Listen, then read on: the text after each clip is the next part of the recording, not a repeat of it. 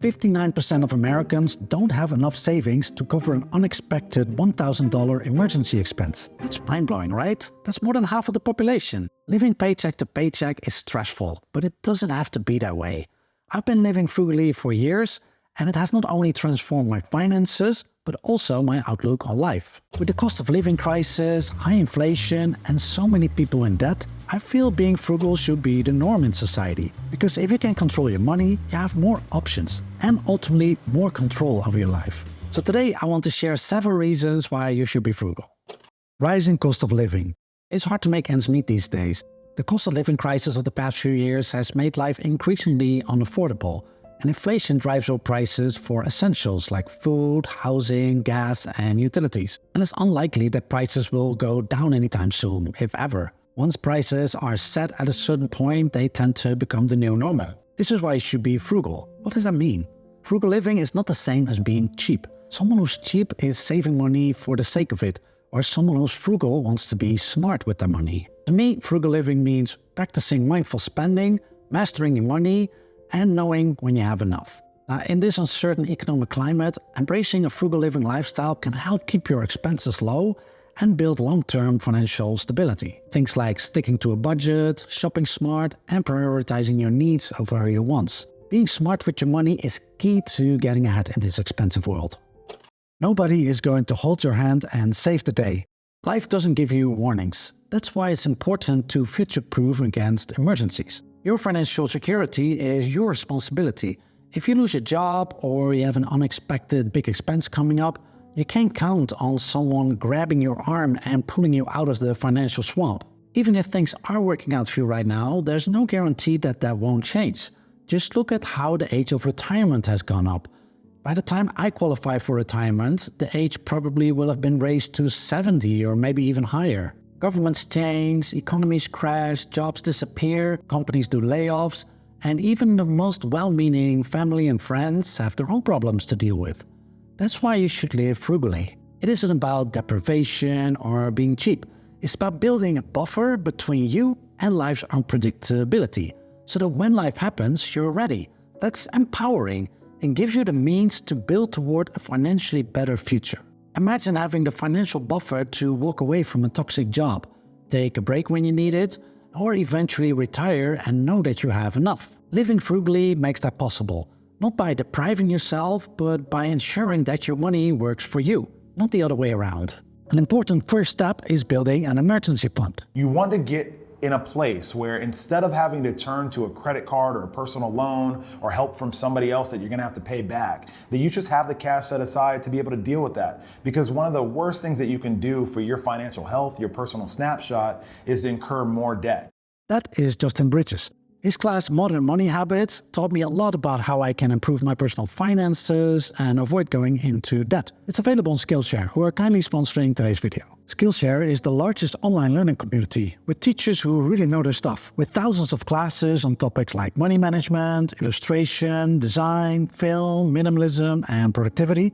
It's the perfect place to learn a new craft, master a skill, or level up your side hustle. For example, you may have seen my plants, Loretta, Ziki Marlivi, and Bella in an earlier video. Plant Queen's class, Plants at Home, taught me how to take better care of them. So if you want to get better at handling your money, taking care of your plants, or you want to pick up a new skill or start a side hustle, the first 500 people to click the link in the description below will get a 1-month free trial of Skillshare. So thanks again Skillshare for sponsoring today's video. Job security is a fading myth. We've all grown up with the stories of people who work for the same company their entire career, and then when they retire, they get the coveted golden watch as a token of appreciation. Well, I hate to break it to you, but times have changed. Just because you have a job doesn't mean you can't be let go from it at any given moment, especially in the US, where many employees are hired at will. I had to look this up because I'm not American, I'm from Europe. But how I understand it is that this basically means as an employee in the US, you can be let go for any reason and without giving prior warning, as long as the reason isn't illegal, like discrimination based on race or religion. European workers have more rights when it comes to job termination, but it doesn't mean they can't be made redundant. Just in the last 15 years, there have been so many ways you could have lost your job. The global economy took a big hit, wars have broken out, companies merged, restructured, or even went bankrupt. automation, jobs were outsourced to countries with lower labor costs. Of course, we've had the pandemic, and AI is really threatening the livelihood of so many people. Just think of the writer strike in Hollywood, translators, illustrators. They all have to fear for their job, and I think AI is coming for many other professions too in the next 5 to 10 years. We live in a world where things can change in the blink of an eye, and in many professions you can't count on your job still being around 10 years from now, or if it does, that is the same job role. And when you realize that, that can be scary. So if you have a job, especially if you live paycheck to paycheck, it's good to live frugally and save for a rainy day. Because should you lose that job, you won't be in immediate financial trouble. And that buys you time to look for a new job, a job you actually want to do, rather than taking on any job just to cover your bills because you're drowning. And if you don't lose your job, even better, because those savings now give you options. You can save more for retirement, maybe you can work fewer hours, or you can take a pay cut and switch to a job that's more fulfilling than the one you currently have. Money is freedom. In the psychology of money, Morgan Housel writes, "The highest form of wealth is the ability to wake up every morning and say, I can do whatever I want today." And that's spot on. Money isn't just money, it's options. It's the ability to say no to things that drain you and yes to things that matter to you. Frugal living can buy you something that's priceless: freedom. The freedom to walk away, to take risks, to say no, to own your time, freedom from stress, and to live life on your own terms. It may mean sacrificing comfort things in the short term, like going out for drinks every weekend, spending on home decor, or I don't know, like getting your hair or nails done. I'm a guy, I don't know what that costs, but I reckon if you do that regularly and you can come back on it, you can save quite a bit of money. If I'm wrong, let me know in the comments. The point is, you don't need to give up these things forever. But if you can do this for 2 to 3 years, you put yourself in a great position to get ahead. It's a financial trade-off for financial security later in life. There's no better self-care than taking care of your future self. If you'd like more tips on this, I write a newsletter about how to live with less and bring more calm into your life. If that sounds interesting, there's a sign-up link in the description below. If money gives you freedom, debt takes it away. When you're in debt, you're not free. And the money you make, or a good chunk of it, is not really yours, because it needs to go to paying off your debt.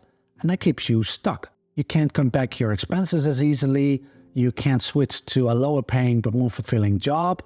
That keeps you trapped in a cycle of earning just to keep up. That steals your peace of mind. It's stressful living paycheck to paycheck, trying to make ends meet, and avoid going into debt even further. That is paying for the past instead of investing in your future. Every dollar you spend on interest or down payments is a dollar that could have gone into your investment account, savings account, or you could have spent it on experiences that improve your life. Being frugal with your money helps you avoid this trap so you can put your money where you want it to go. And be free. Build long-term wealth. Warren Buffett is one of the richest men on this planet. Clearly, he's amazing at investing. But his secret is time.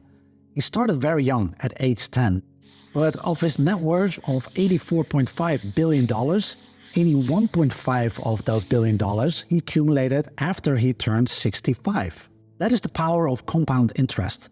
If something compounds, a small amount of money can lead to extraordinary results if only you give it enough time. If being rich is what you see, wealth is what you don't see.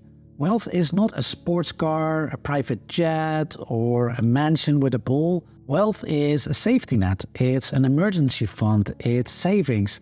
It's the freedom to live life on your own terms because you know you have enough.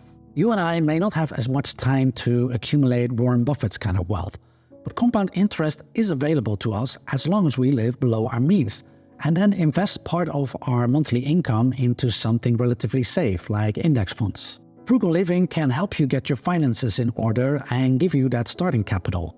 And once you've done that one month, it's much easier to do it again the next month, and then the next, and then keep going. True wealth is knowing you have enough. True wealth isn't about a number in your bank account. It's about feeling secure, content, and free. And it starts with knowing that you have enough. But what does that mean to have enough? In the psychology of money, Morgan Housel writes, "Enough is not too little." And in Lost and Found, Janine Roth writes, Enough cannot be in something we can touch or buy or have, like money or a thin body or Ugg boots. Enough isn't an amount. It's a relationship to what you already have. Enough is subjective. You could be a billionaire but feel like you don't have enough because Jeff Bezos or Elon Musk is richer than you. Or you could be a monk who lives on alms and feel that you do have enough because you have all you need to live a purposeful, meaningful life. The thing is, chasing more never ends. At best, buying a new thing can give you this temporary feeling of joy. But it never lasts, because no thing can fill an emptiness that you feel inside. And in the meantime, your house just fills with more clutter, and your wallet remains empty. You have to decide for yourself what it means to have enough. But if you live frugally, you'll see that you don't need much to live and even thrive. Something that opened my eyes was when I realized that spending beyond enough didn't improve my life that much, but it made a massive difference to my finances when I kept my spending in check. Knowing when you have enough helps you to appreciate the things around you more. And I found that it helps me being more grateful for the things that I have. Happiness and fulfillment aren't found in possessions, but they come from within. They come from relationships, from experiences, and from personal growth. And when you know that, it's easy to live frugally because you know when you have enough. If this is something you struggle with, I've come across something helpful. An interesting but not so well-known technique to better appreciate the things you own. I made a separate video about that called How to Want What You Already Have, which you can watch by clicking right here. So thanks for watching today's video. I hope you got some value out of it, that you learned something about frugal living, and I'd love to see you in the next video. Take care, bye-bye.